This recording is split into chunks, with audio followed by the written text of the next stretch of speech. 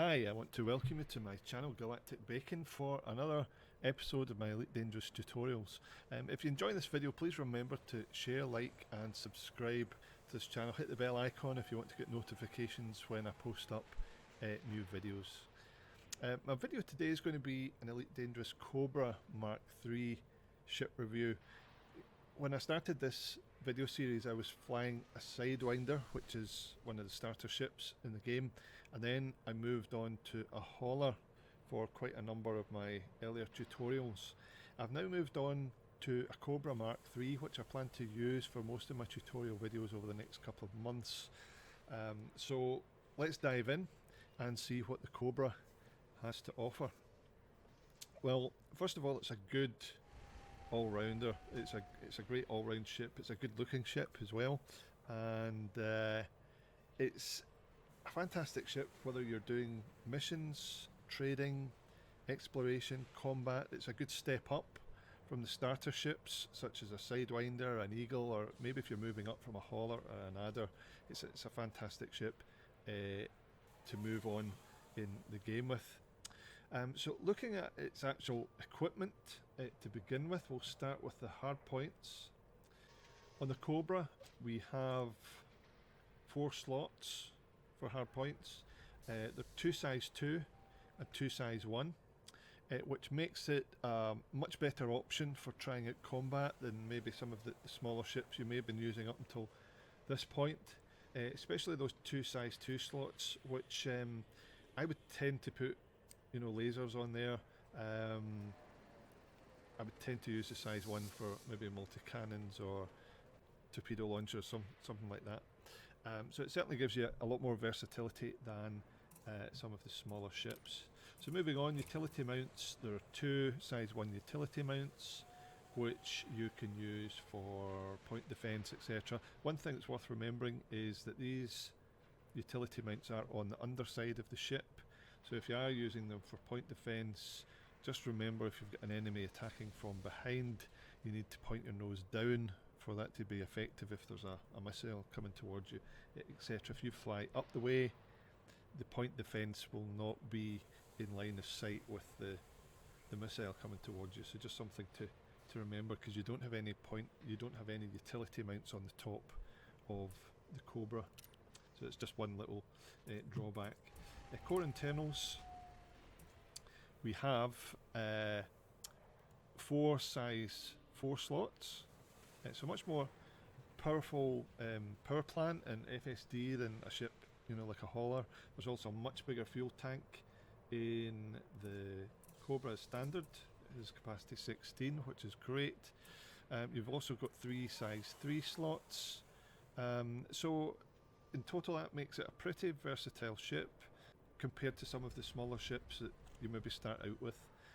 It has a pretty decent jump range off the bat, about 14 light years unladen, and with some upgrades, maybe some engineering, you can improve this ship a great deal from even just its standard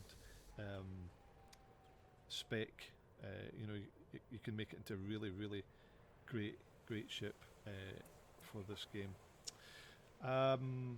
Moving on, we have optional internals, and here we have 3 size 4s, and we have 3 size 2s and 3 size 1 slots, so that's 9 in total. So that certainly gives us a lot more versatility than the hauler previously did. It also comes with 16 tons of cargo. Capacity is standard, and you can expand that if needed. And then you've got your size 1 slots, which you can use for things like your planetary approach suite, advanced docking computer, super cruise assist if you need that. You can of course replace all of this stuff if you don't need it and equip it the way you want the ship. So the other big question is, how does it fly? Well, I'm going to take the ship out. I'll be back with you in a second once I'm out of the station. Okay folks, I'm now in my Cobra, and just to begin with, I'll just show you the cockpit.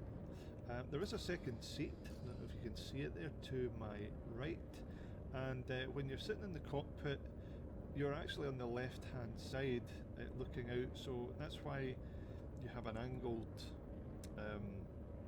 piece on the window, because you're on that sort of left hand side, so you don't have a completely clear view out of the front of the ship, and that can be quite common on some of the ships where you have room for more than one pilot or co-pilot on the bridge of the ship. The Cobra is very manoeuvrable in combat. I love flying the Cobra, especially in combat. You'll see how quickly it can turn, compared to some of the larger ships in the game. I mean, obviously if you're used to flying a Sidewinder, it's pretty manoeuvrable as well, but some ships in the game are like trying to turn a tank, but the Cobra is very manoeuvrable and quite fun to fly. It's also a very fast ship as well, and if you have your throttle at maximum, that's now doing what, 290, but if I hit the boost button,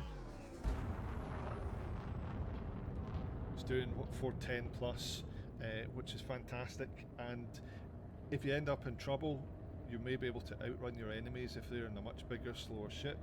If you get interdicted, it can help you escape interdiction and mast lock as well, so it could be very helpful for that.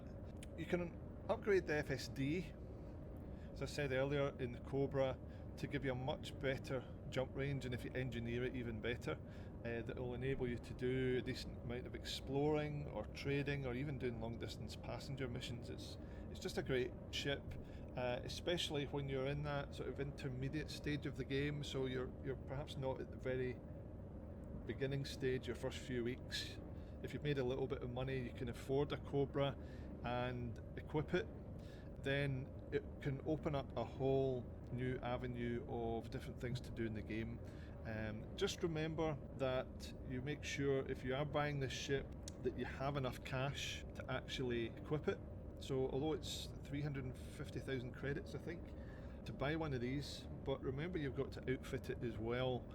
You may want to get a Class A FSD, you want to get decent weapons, etc., and fully equip your power plant and all that kind of stuff as well. And remember the insurance cost of the ship. So the rebuy cost of this ship is 42,000 credits. So just remember that it is a little bit more expensive than, a Sidewinder or a hauler. So if you lose the ship, make sure that you have enough cash in the bank in order that you can buy it fully equipped, and that you don't find yourself short of cash. Really important when you're upgrading to new ships. So I hope that's been a helpful sort of overview for you today of the Cobra. So if you're just starting out in Elite Dangerous and looking for some guidance, you should also check out my beginner's guide playlist, which is going to appear in the top right hand corner now. And also, if you'd like to be notified about future videos in my tutorial series, please subscribe and click the bell icon below. And also check out the description as well for other videos in this series. Feel free to leave any questions in the comments as well. If I can help with anything to do with Elite Dangerous, I'm always happy to help folks out if I can. So thanks for watching, and fly safe, and I'll see you next time.